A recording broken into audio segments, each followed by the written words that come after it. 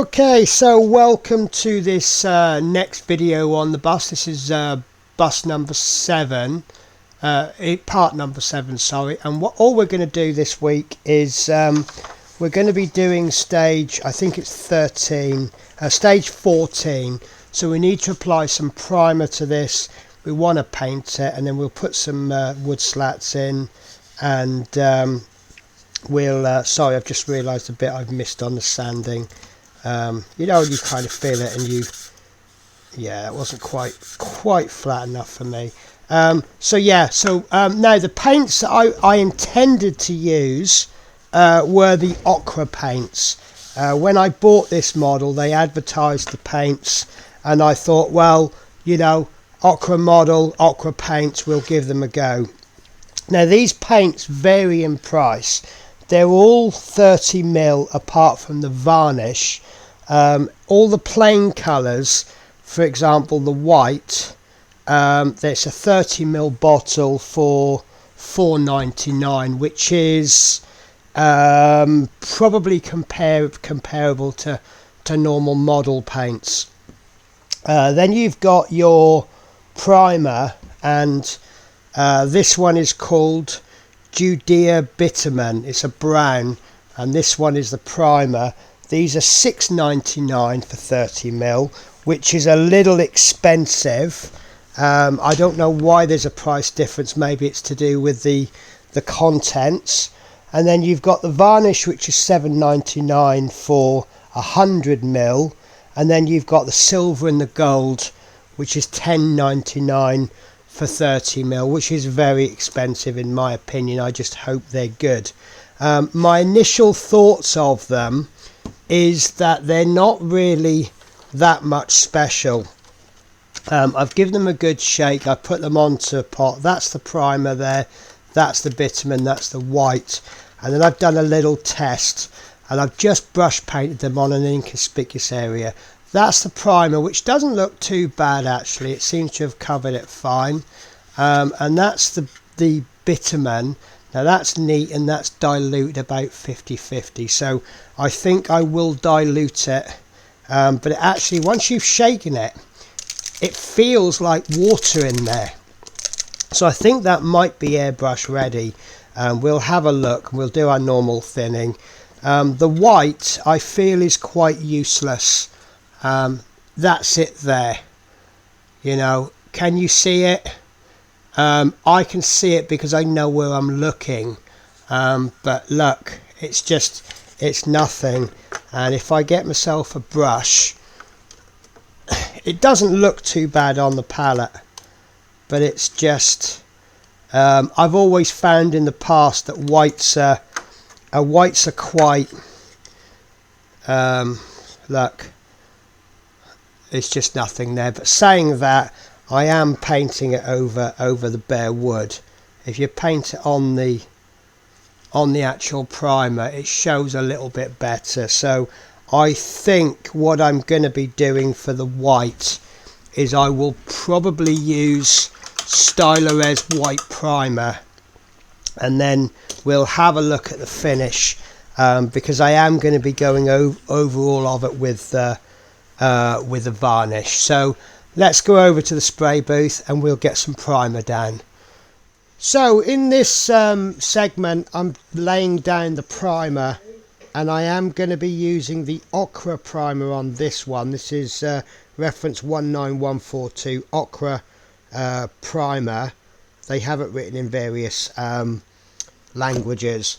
Now it's a 30mm bottle, and I found it quite a little bit thick, so I did feel the need to thin it down slightly. So that obviously helps with the cost a bit. It turns out that a 30mm bottle probably provides you with about 40 or 50 mils worth of primer. And all I've done is usual technique for priming. You lay down what's called a dusting coat. You're not going for full coverage. You're looking for a very light coverage. It's almost going to dry very, very quickly once it hits the surface, and you just go over, and then you'll do another coat, which is pretty much the same again, but it's called a covering coat, various other names perhaps, but covering coat, so you're looking to do full coverage. And then I'll do a third pass where I'm spraying on, I thin it down and I lay it down quite thick. It's called a wet coat, so you will end up with a wet model when you finish. Okay, so I have finished priming this, and I'm going to be honest with you, I'm not happy with the primer. I think the coverage has been quite poor. As you can see, like that's where I did that little brown. Thankfully that is going to be brown, but I mean, it has obviously emphasized any of the mistakes, which is really good. But I think what I'm going to have to do is be really aggressive on this with the sanding, and as you can see, like, it has shown up some of the mistakes.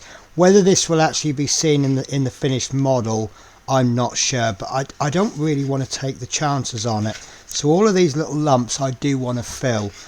So what I'm going to do is I'm going to be really a lot more aggressive with my sanding, and I'm going to get that down all nice and smooth. I'm going to work my way through the grit, starting with this really tough one, get rid of all of this filler there.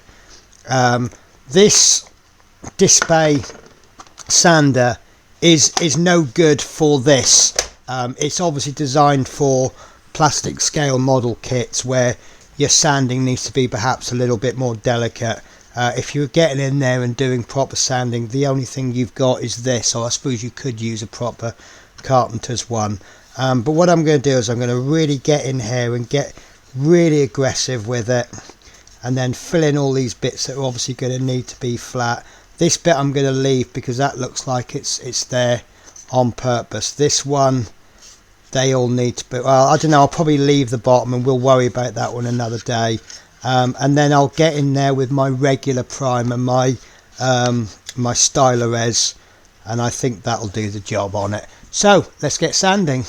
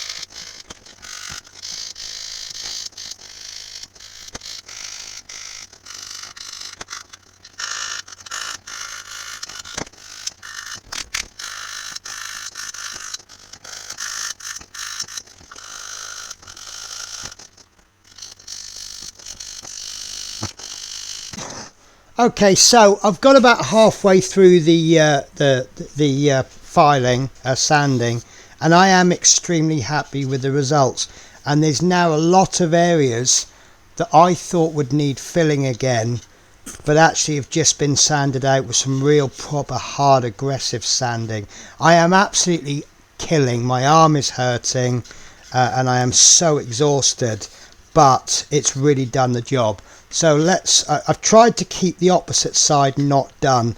So this is one side, which, as you can see, I think that looks terrible. It is fairly flat. It looks worse than it actually is, but it's a little bit grumpy, I'm going to call it. And you'll see, like, you've got some lumps there. There's obviously lumps. The primer really has shown the lumps. But look, after sanding, it's really smoothed it all out. And I think after a coat of primer, that's going to look lovely. I've done this back bit. Look, this is before and this is after. Still a lot of work to do. And then there was a big gunky mess on here, which I've managed to sand out. Now there are lumps there, and it will have to be filled and sanded again. But so far it now looks like this might be the only area. This is where the window frame actually snapped. It's not actually gone on straight, so I've had to sand that. How I'm going to get inside there, I don't know, but I'm wondering if it actually needs to be sanded in there, because there will be planking going in, there'll be planking going along there, and this is going to need to be flat, but that's not a major problem. These little sanding sticks that were sent to me by Peter Webster, 80 grit sander, these are perhaps a little bit skinny for doing this. You want something a little bit wider, which is why this is really handy. But as you see, I've almost killed it. I'm actually considering trying to find my little electric sander, and that'll get round those in about 5 minutes. But yeah, it's looking really, really good. So I'm going to finish it off camera, and then I'll show you the final result, and then we'll put another coat of primer on. But I'm not going to use that Occre primer. I'm going to try and use my Stylo-Res, and it's looking like the wood is absorbing the primer, so it might need 2 or 3 coats. So I'll see you shortly.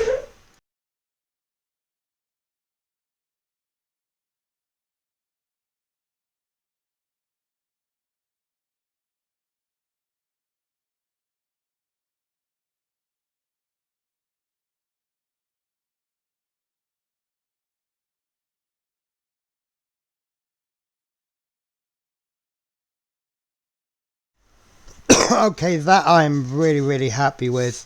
So as you can see, it's all been sanded down. I haven't got everywhere with it because obviously the size of the sander, so the rest of it I'll just finish off the little crannies that I couldn't get into. I'll just finish that off with a little bit of sandpaper, but that has come up really, really nice. It's probably really much better than before I'd put the primer on. So it's kind of something that I forgot, is you're kind of using that primer as a tracer. Hang on a bit.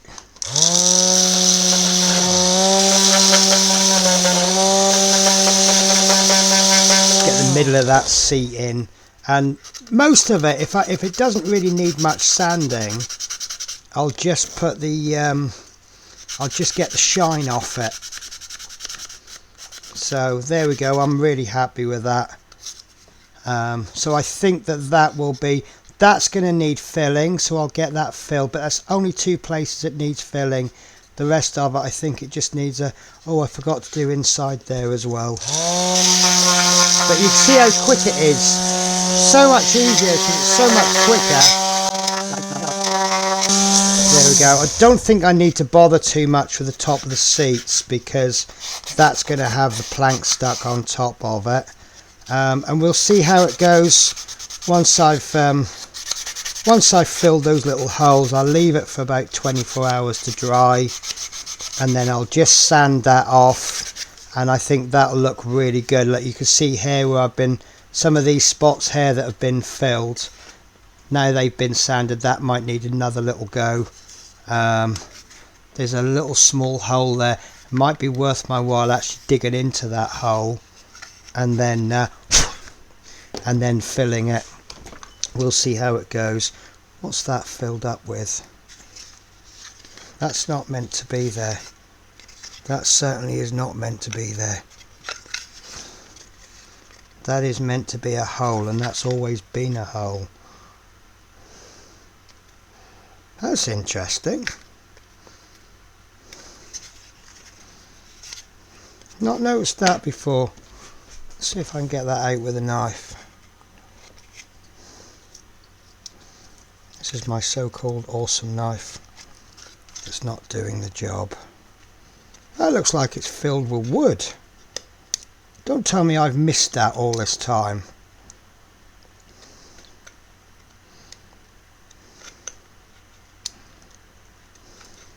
Unless that wasn't meant to be there and I've just dug out a hole. There we go. There we go. I think that's filled it. Yeah, that's filled in with sand and dust. That's what that is. That's sorted that out. There we go. So there is going to be something go into there, I hope now. And then we'll sort that out once we put it in. So yeah, that I'm really happy with. So I just need to get into there. Here's another little bit on this.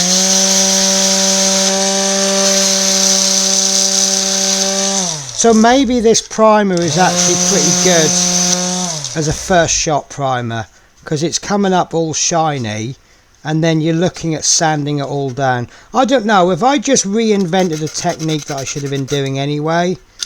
As I say, I'm quite new to these wooden models, so I'm probably learning with you guys. Right, so I'm going to give that a quick wipe down with damp alcohol cloth. I want to just give that a bit more.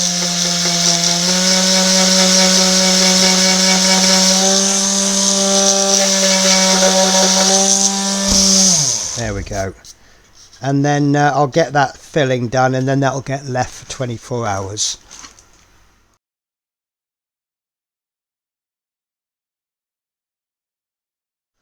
So I didn't show the sanding because it was literally a 2-minute job. It was done exactly the same way. But what we're going to do is we're going to do the primer now. This time I've gone for Stylo-Res primer. It's my preferred choice of primer.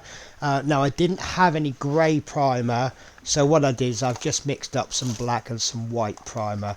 And exactly the same as before. This first coat is just a dusting coat. We're just laying a nice thin layer on. Don't even have to be full coverage, and we just get some primer down. So for the second layer of primer, we're going for a full coverage. But what I've done is I've just thinned the primer a little bit more, just 1 or 2 drops of thinner, not an awful lot. We don't want to soak it. We don't want to be spraying water onto it. But what we're going to do now is we're going to make sure we're going to get full coverage, not too thick, just make sure the whole model is covered with primer. Okay, so for the third primer layer, we are going to thin it just a little tiny bit more, 1 or 2 drops. We still want it to have good coverage, but we want it to be nice and thin. We want to make sure we can get all of those nooks and crannies, and we're going to do what's called a wet coat. So we're going to spray the primer over. Be quite generous with it. Don't flood it, but you want to make sure you've got a wet finish at the end, and just spray the whole model until the whole lot is covered. Obviously then you'll let it dry before continuing. Okay, so there we go. This is it finally primed. It isn't an awful lot to look at, I'm afraid. It took a lot more work than I thought it was going to take. That's my naive stupidity. Obviously, if I was working on a plastic model, this would have been done and dusted absolutely ages ago. This is obviously a wooden model. Any error where I've not put anything in quite right, that needs work before the priming, etc, etc. Now this side I'm quite impressed with. This side not so much. I think that's going to need another sand. But the next stage isn't going to be working on the outside. It's actually going to be working on the inside. So let me just have a quick check on what my plan is for it. So next week I am planning on doing the painting, which is going to be this back wall there. I think we're going to do the front as well, and the inside is going to be a kind of a brown, and that's all I'm doing next week. And then the week after will be planking and varnishing. So it's going to be another 2 weeks before it actually starts to look anything decent. But I think it's suddenly going to go from this. It's structurally, it looks fine. You can see that it's going to be a bus. You can see that this is going to be the bottom deck. You can see this is the start of the seats. However, it's not till we get some paint on, and I think the planks are going to cover up a lot of mistakes. You'll see there that this primer has been strong enough to cover that brown paint up, not quite been strong enough to, there's kind of a tide mark there, and it's not quite covered that up properly, but there will be planking going on, and the colour that we're going to be using for the brown, it is an extremely strong colour, and I think it will sort all of that out, no problems. Right guys, so I'm calling that the end of this video. Let's say we'll do finalising pretty work on the outside when we get to the outside. I've got the inside looking good, and once that's all once that's all done and varnished, then we can do the work on the outside. Any dust won't affect it so much because it will be varnished. So guys, I hope you join me next week. I think next week might be a short one, because what I've done is I've split what I was planning to do this week into two. But I think next week will, how do I put this without being negative? I've been a little bit demoralized because the workload is a lot higher than I thought it was going to be. That's not a problem. That is the joy of modeling. You know, you have a plan in your head, and when things don't go according to that plan, it can kind of hit you mentally a little bit hard. I'm not going to pull any punches on this.